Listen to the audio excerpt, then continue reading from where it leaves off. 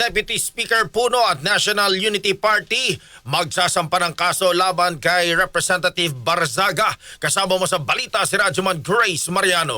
RMN Live Report!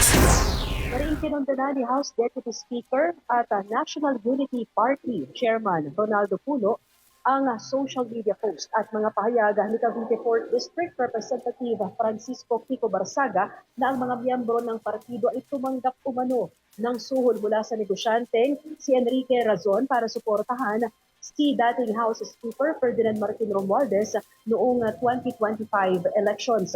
Bunsod nito ay tiniyak ni Puno na magsasampa sila ng kaso laban kay Barzaga dahil sa walang basehan, malisyoso at walang ingat na mga pahayag at alegasyon nito. Punto ni Puno, unopposed o wala namang kalaban si Romualdez nang muling tumakbo bilang kinatawan ng unang distrito ng Leyte noong 2025 kaya hindi makatuwiran ang akusasyon ni Barzaga laban sa mga miyembro ng NUP. Gipa ni Puno hindi lang isang miyembro kundi ang buong NUP ang sinisiraan ni Barzaga dahil sa bintang nito na malayo sa katotohanan, irresponsable at hindi suportado ng ebidensya.